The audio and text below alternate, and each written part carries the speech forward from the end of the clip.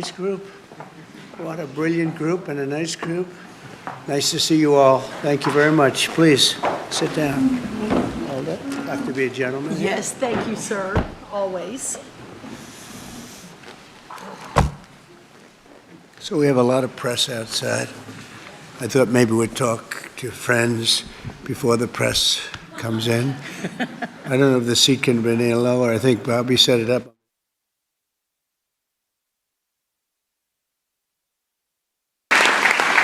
Our country is hot, and hot as it can be. It's amazing. If you go back 6 months, it was cold as could be.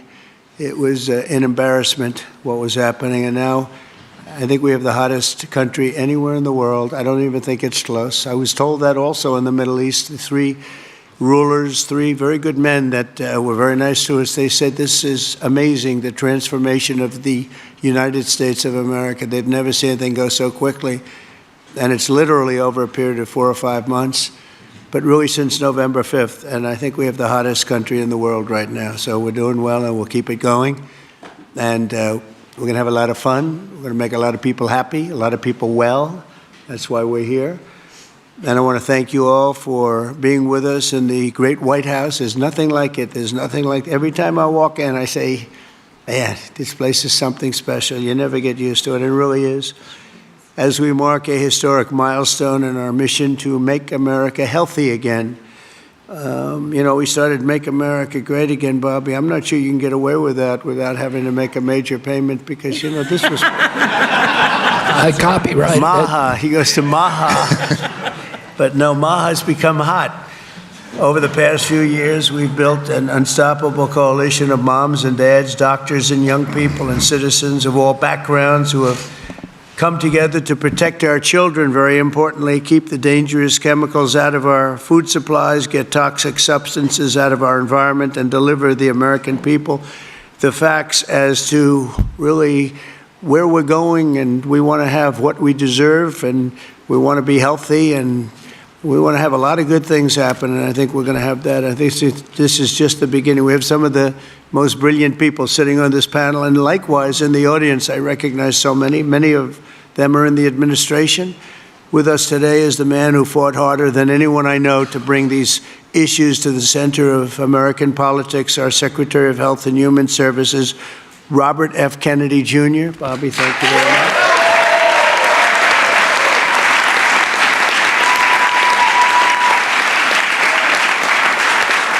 And we're also joined by Secretaries Brooke Rollins, Scott Turner, Linda McMahon, Doug Collins, Doug Burgum, Lori Chavez DeRemer. You're doing a very good job, Lori. You know, she's considering she's a Democrat. You know, the unions say she's really good. I did it. You know, I took a lot of heat for doing it, and then they were all saying what a great job we did. Now everybody's happy with you. Great job. Thank you very much. As well as EPA Administrator Lee Zeldin, Budget Director Russ Vaught, SBA Administrator Kelly Loeffler. Kelly's been amazing. She runs small business, which is actually the biggest business there is, right? She had no idea how big. She's doing great. FDA Commissioner Dr. Marty McCary. Thank you, Marty. NIH Director Dr. Jay Bhattacharya. Thank you very much, Jay. Thank you. And let's see, who do we have here? CMS Administrator Dr. Mehmet Oz, a tremendous guy, actually. Thank you very much, Mehmet. A friend of mine, a really great senator, Roger Marshall. Roger, thank you. Governors Mike Braun, Jim Pilon, Patrick Morrissey, Representatives Vern Buchanan, former Speaker of the House, Newt Gingrich. Newt, a very quiet man. Very silent man. Nice to see you, Newt. 4 months ago, I created the Presidential Commission to Make America Healthy Again, and today the commission officially delivers its first report on childhood health. Here are just some of the alarming findings, and they really are alarming. It's unbelievable, terrible. More than 40% of American children now have at least one chronic health condition. Since the 1970, rates of childhood cancer have soared in many cases by nearly 50%, 50%. Well, in the 1960s, less than 5% of the children were obese. Now over 20% are obese. A few decades ago, think of this one. This is, to me, the one that gets me every time, and it seems to be getting worse. Just a few decades ago, 1 in 10,000 children had autism. Today, it's 1 in 31. Last time I heard the number is 1 in 34, right? Now it's 1 in 31. There's something wrong, and we will not stop until we defeat the chronic disease epidemic in America. We're going to get it done.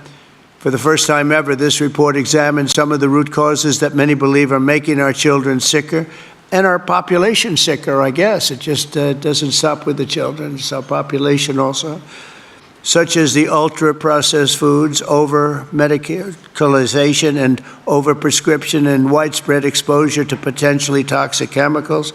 Unlike other administrations, we will not be silenced or intimidated by the corporate lobbyists or special interests. And I want this group to do what they have to do. We have to spell it out. In some cases, it won't be nice or it won't be pretty, but we have to do it. When you hear 10,000, it was 1 in 10,000, and now it's 1 in 31 for autism. I think that's just a terrible thing. It has to be something on the outside, has to be artificially induced, has to be. And will not allow our public health system to be captured by the very industries it's supposed to oversee. So we're demanding the answers. The public is demanding the answers, and that's why we're here. Already we're phasing out 8 of the most common artificial food dyes.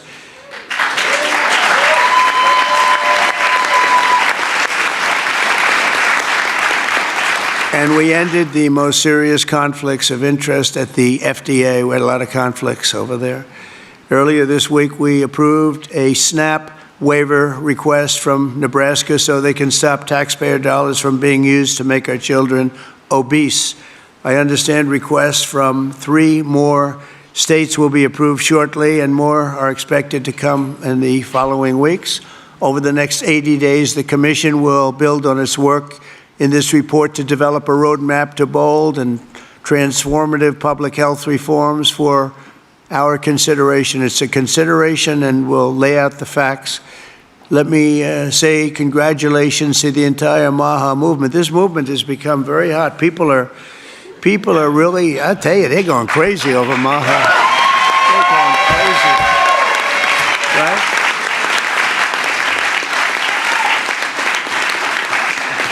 And I look forward to continuing the historic progress. And I will say this whole group, this whole table, they're very, I use a word that's, because it's a beautiful word, actually. The Democrats took it and they used it instead of the word liberal. They used the word progressive. And normally I'd say you're very progressive, meaning they're not progressive. You are progressive. They shouldn't be allowed to use that word. And and so therefore I'm not going to use it to describe you, but you are far forward thinkers. You're amazing thinkers, and we appreciate having you. There's this tremendous talent around this table, the most respected people anywhere in the world, actually. And I've been a fan of Bobby for years. He came up to see me 13, 14, 15 years ago, I remember, and he left. And I made a couple of the statements that he made because I agreed with the same thing, and we both went through hell. Do you remember that? It was a massive, but you know what? We turned out to be right. It was sort of interesting. But I've been a friend of Bobby, and he's been a foe, too. He's tried to stop a couple of my jobs. In one case, he did stop a job, and I was really angry. And then about 4 months later, we went into like a depression. And I saved a hell of a lot of money by the fact that you stopped it. You're welcome. So I never minded. I always said, thank you very much for stopping that big job I was going to do.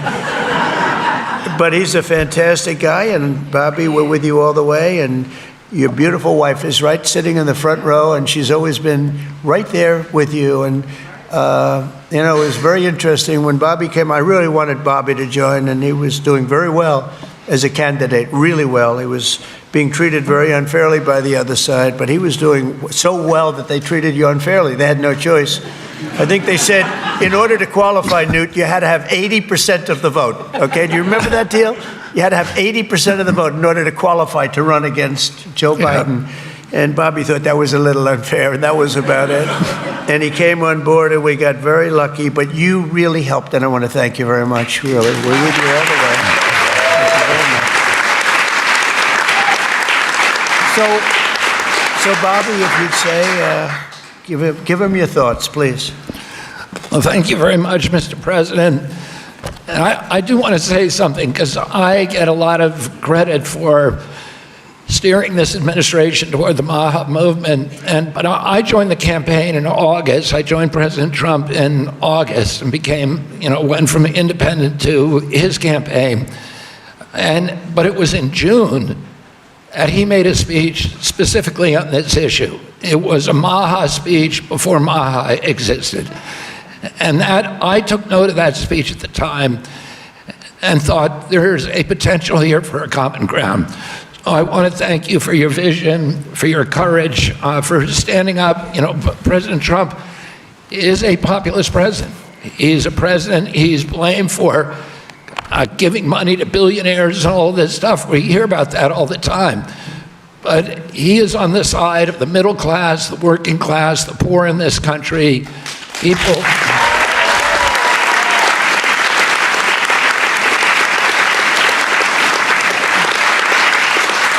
And I've been following, I've met every president since my uncle was president, and I've never seen a president, Democrat or Republican, that is willing to stand up to industry when it's the right thing to do, and they're willing to talk about really difficult issues and to hold his stand on those issues. I've never seen anything like it, and I'm very, very grateful to you. I've sat with industry again and again in a room with him and heard him say, we can't do that. We're going to do something different, deliver news that they didn't want to hear.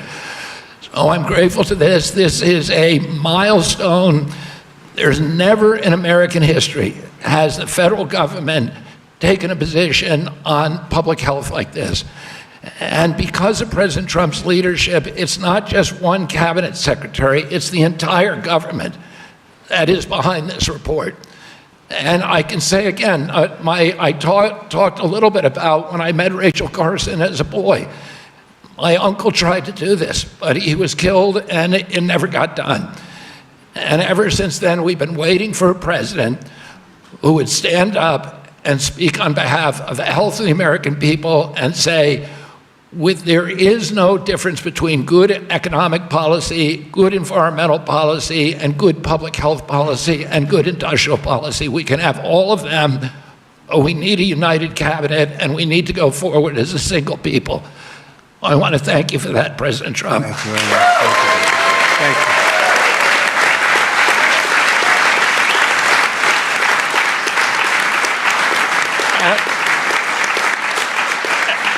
At its core, this report is a call to action for common sense. We've relied too much on conflicted research, ignored common sense, or what some would call mother's intuition. It's common sense that ultra-processed, nutrient-poor food contributes to chronic disease. It's common sense that excessive screen time and isolation lead to anxiety and depression, especially in children. It's common sense that exercise and healthy food should come before prescriptions and surgery.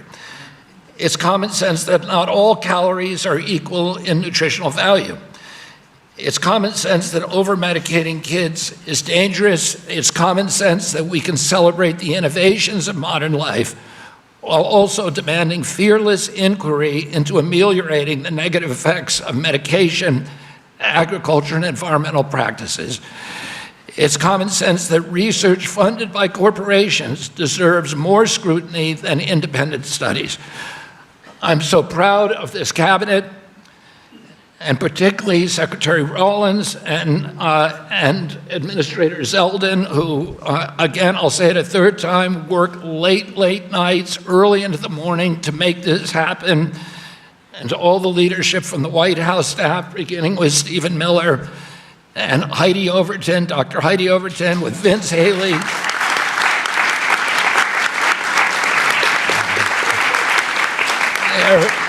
Their leadership and their steady hand in getting us to the goal line we could not have done it without them. They helped us grapple with weighty issues and committed this administration to solving large, complex challenges like children's health.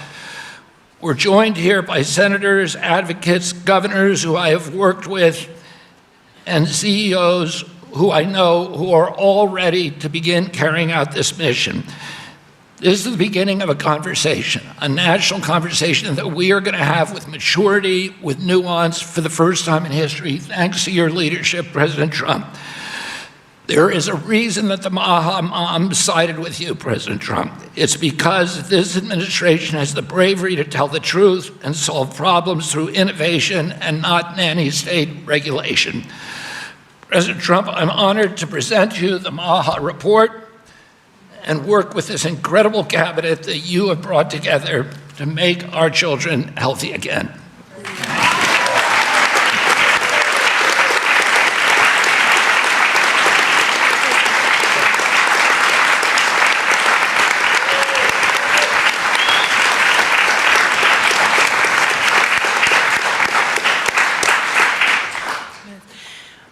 Three things. First, on behalf of an extremely grateful nation, and on behalf of a lot of extremely grateful MAHA moms who are out there, Secretary Kennedy and Mr. President, thank you.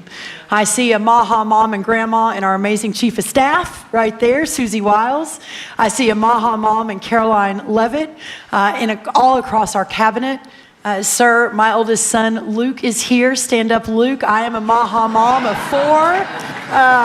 And this hits particularly close to home for every single one of us in this room. That's the first thing.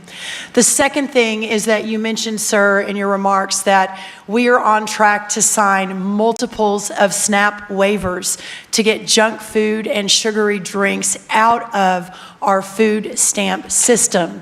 And I am so proud. I am so proud to announce that on Monday, I was in Nebraska with Governor Pillen, where we signed the first one. An hour ago, I signed the second one for Governor Braun in Indiana. He may not even know that. I've got it right here, sir. I also signed the third one, Governor Kim Reynolds of Iowa, about an hour ago.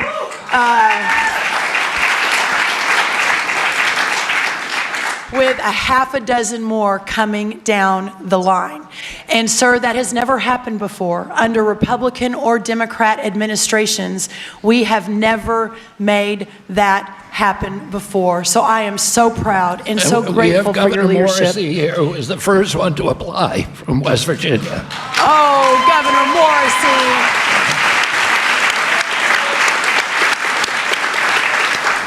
We will make sure you're at the top of the pile, sir. I apologize. Governor Sanders has been a leader. Governor Polis from Colorado.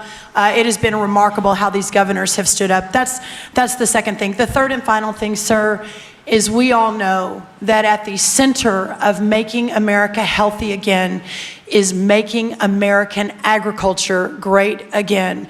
Without American agriculture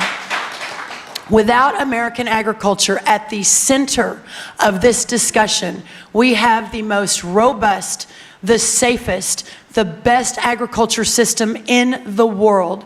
And in partnership with the amazing Secretary Kennedy and all of these incredible patriots sitting around this table, under the leadership of the extraordinary President Donald J. Trump, we will make America healthy again. And what an honor it is to be a part of that. Well, thank you, sir.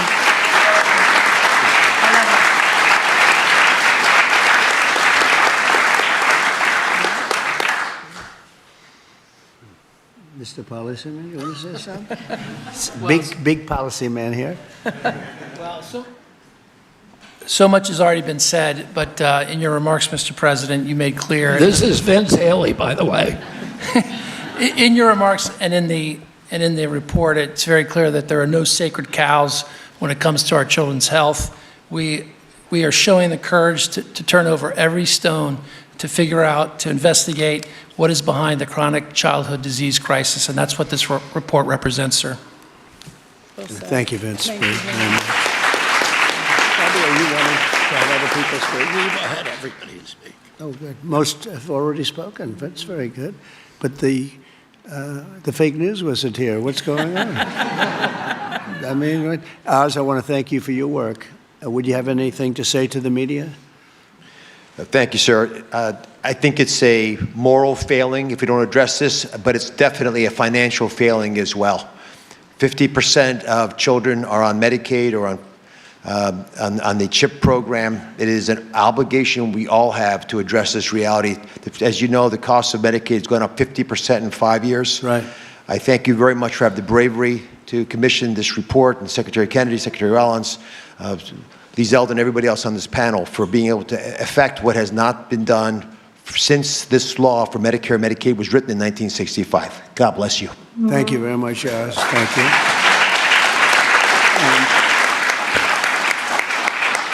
A man who's just so highly respected, Dr. Marty McCary. Would you say a couple of words, please? Thank you, Mr. President. The United States is the best in the world when it comes to proton beam therapy, CAR T, sophisticated operations. But when it comes to the health of the population, it's been a 50-year failure. And we have got to change course, and it's not until you have had the courage to let us take on these giant issues, as Vince Haley said, without any sacred cows, that we've been able to change. And I think this will transform our healthcare system from a reactionary system where doctors are playing whack-a-mole to a proactive system. So thank you, Mr. President. Thank you very much. Thank you, man. Highly respected man. Jay, please say a few words. Thank you. Thank you, Mr. President. I said earlier already that it's shocking to me that what this report says, which is that our kids will live less long, less healthy, more unhappy lives than we will as parents. We can't have that. I'm so proud to be part of this moment because that doesn't have to be the future. We can change things by doing excellent gold standard science, understanding the root causes of all these problems, reversing it. And Mr. President, this is an enormously important moment because it's from this moment forward, we will reverse course so our kids will live longer than us, will live more healthy than us, and will be happier than we have been. Thank you. Thank you very much. Thank you. Thank you, Jay. Good job, too. I have to say we have the greatest farmers in the world, and we love our farmers, and we want to pay respect to our farmers, and we always will. And we won the farmers by a lot in the election, in every election, all 3 elections, and we won by a lot. And I will never forget that, and they are foremost in our thought. And representing, I think, the farmers better than just about anybody can do is Senator Roger Marshall. Could you say a couple of words, Roger, please? Mr. President, we're not tired of winning yet. Congratulations. What a week you've had overseas, one win after another, one big beautiful bill across the House floor this morning. You're the best closer in the game, and this is one of the greatest days of my life professionally speaking as well. And I just want to acknowledge my MAHA mom out here as well, that my wife, Lena, was a MAHA nurse and a MAHA mom and a MAHA grandma. Now, Lena, will you please stand up as well, my wife?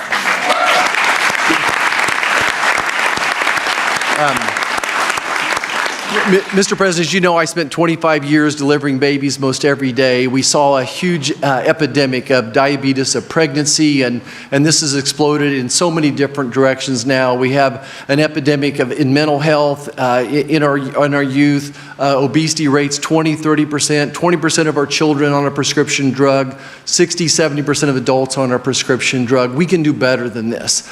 And it does start with the farmer. It starts with soil health. And I just want you to know that our farmers are so committed to this as well. And so many of them are already doing great things. They're making the soil healthier. They're using less pesticides. They're doing all the right things. It's going to take a little bit more effort and time to get everybody with those practices. But the American farmer and rancher were the original environmentalists, the original conservationists, and they'll be right here working beside us. And we appreciate your support of them as well. Thank you, Roger. Great. Thank you. So I think I'll close by just saying that something happened a week ago that was very, very important, profound, but very important in so many ways. For years, I noticed that Other countries paid much less for drugs and pharmaceuticals than we did. But I don't mean 2% less or 10%, which would be good, but I don't mean 20 or 25 or 30%. I mean, sometimes we paid 10 times more, 12 times more, 13 times more than other countries, where people from our country would be seen going into Mexico and seen going into other countries, leaving on trips and bringing their drugs home because they'd get in London, they'd be able to buy a drug for 1/10 the price of what it costs in New York City. And I watched this, and I watched it during my term, and I didn't like it. I didn't like it.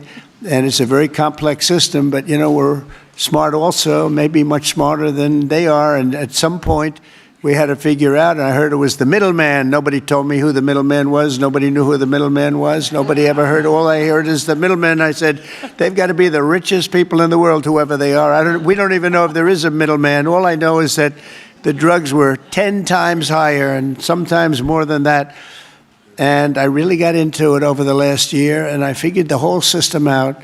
And for various and sundry reasons, the United States of America was being screwed, and we were being taken advantage of and being laughed at for years and years. And I said, it's not going to happen anymore. And I brought a great gentleman, the head of Eli Lilly, in, who's great. He really is. He's great. He's done a fantastic job, and others also of the companies. And I'd have it out with him. I had debates with him, actually, and pretty much it was a debate that was impossible to lose. You had to be a real bad debater to lose that debate, because they couldn't justify it. They tried to say, well, you know, we pay for research and development, and the United States has agreed to pay for 100%. I said, why?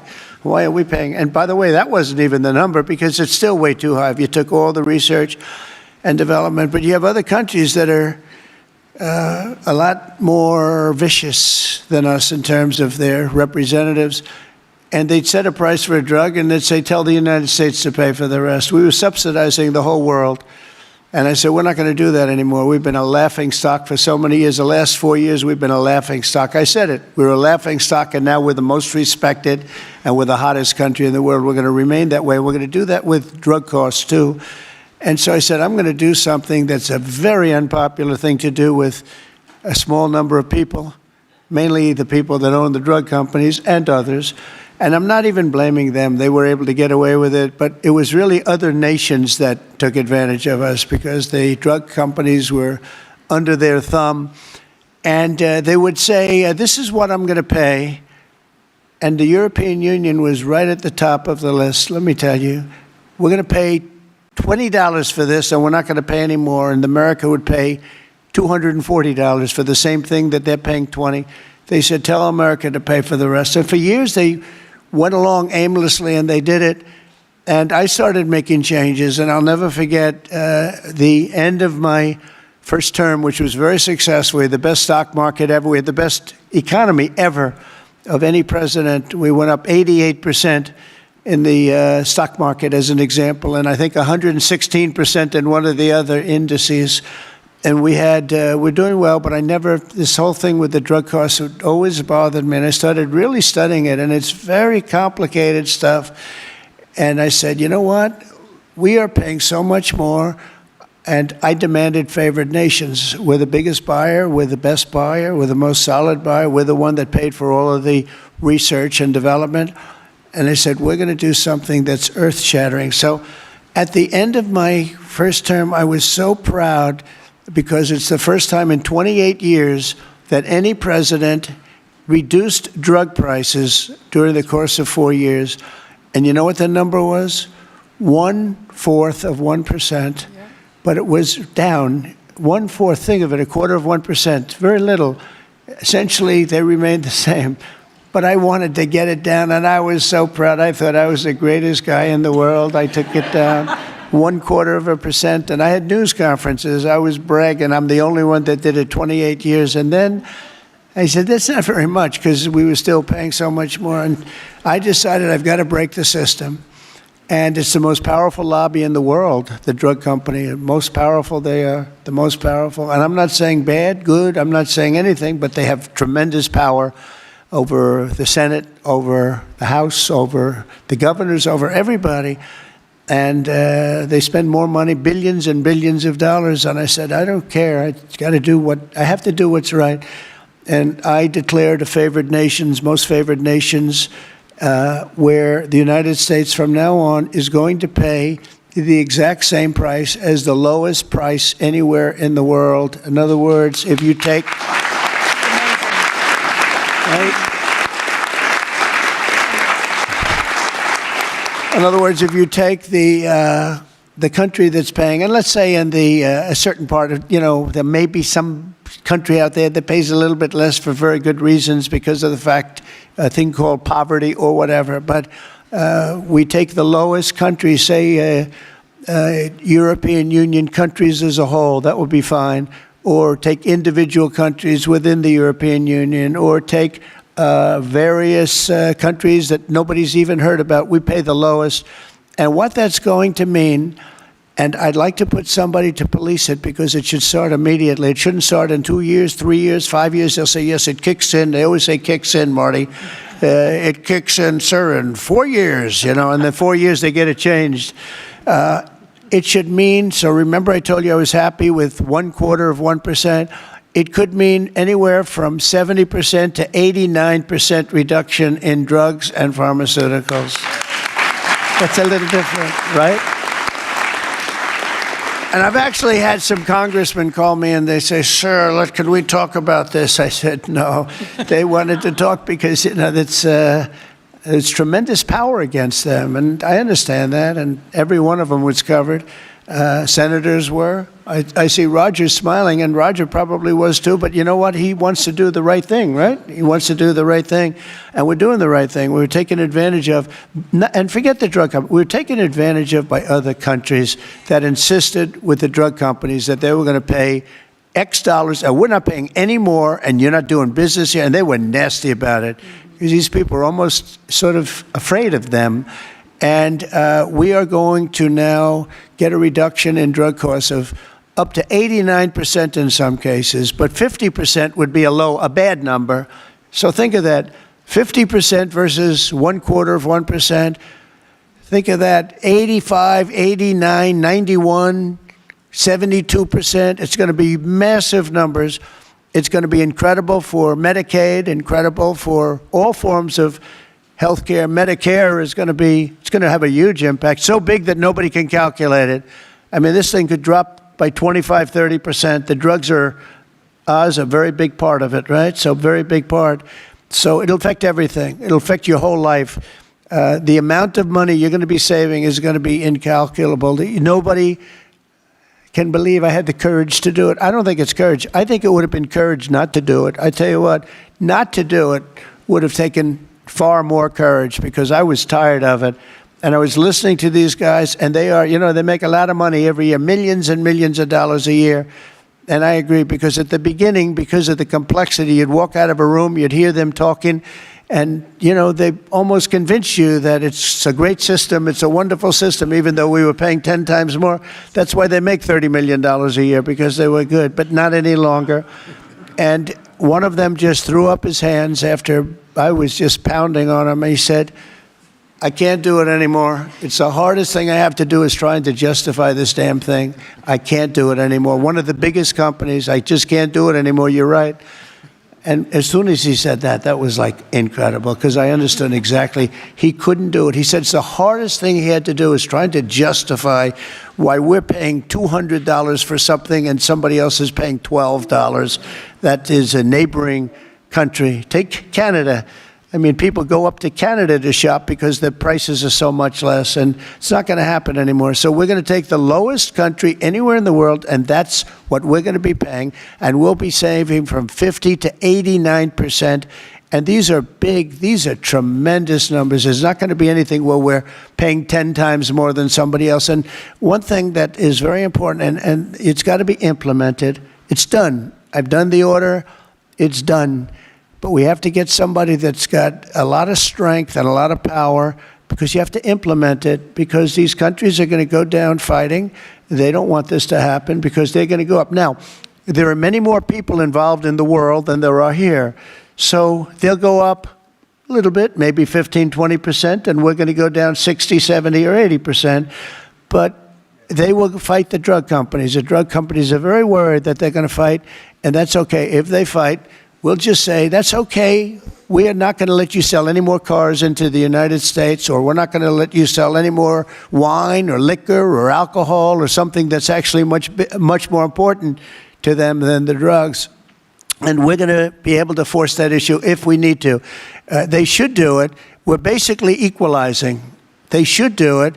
And, you know, the drug companies should do just as well. This shouldn't be a hit on their stock. I don't think it will be. It's basically, it's going to be the same amount of money, but it's going to be redistributed. And it's going to be redistributed, so they're going to pay a little bit more, and we're going to pay a lot less. A little bit more because there's so many more. So, you know, it's a bigger number. And so, Bobby, I'd like to ask you and Dr. Oz and Marty, perhaps, and Jay, and maybe representing the world's politicians, I can ask Roger, who's so great with this whole subject, if you would be very, very tough and very, very, very powerful in a sense. It's not easy. You know, you're going to have to get this done. The drug companies are going to say, well, they won't do it. And maybe they won't. And if they don't do it, we're going to not do business with that country or those countries. But we're going to have to be very tough until it's totally stabilized and equalized. And Oz, I mean, I see your eyes are gleaming because you've been talking about this for a long time, but you've never had anyone willing to do it. But I'm willing to do it. And I think it's going to go down as one of the most important things we've ever done because drug costs are going down. Think of it. Then every year for 21 years, the costs have gone up. And now they're going down maybe by 85, 80. I'm telling you, 89% in two instances, 89% cut. Nobody's ever seen anything like it. So I'd like to ask Oz in particular, because you and I know each other. He's a very tough hombre, this one. He's tough as hell. And so if you can lead the group, and it's not going to be easy. You're going to have to get in and you're going to have to fight. If you do it, you can have, within a period of weeks, you can have drug costs that drop like a rock, okay? So you, as a group, I have great confidence, and if you don't do it, I am firing every single one of you. Good luck, guys. All right? Can you handle it? The companies are all coming in, and we've heard some very interesting. Sorry, the companies are all coming in. We've had some very promising interactions. So, okay, good. I give you a little time to be a tough hombre. You'll do a great job. I have no doubt about it. Thank you very much. Any help, I will be there to help you, okay? Well, you mentioned something that has not been discussed in the past. People have talked about drug prices in a silo and in isolation. But when you start going to the countries where they give discounts to because they're getting beaten up there and you support these companies, they see a huge upside potential, and even greater than the numbers you mentioned. Right. They should be able to charge more than what they would historically have been tolerant of if they have the support of the U.S. government and you. And Secretary Kennedy is aware of all these discussions. Well, they were artificially low and artificially high. We were artificially high. They were artificially low. We're not going to let that. And I think you're going to be able to handle it pretty easily. But speed is very important because we can do this immediately. This doesn't take 2 years, 3 years. It doesn't take a month. So do the best you can. Thank you very much. Thank you, everybody. Thank you very much. Thank you, Bobby. Are we concluded, Bobby? Yes. Go ahead. Why don't you Thank you, finish it Mr. off? President. Let's all give a hand for President Trump for his leadership. Thank you.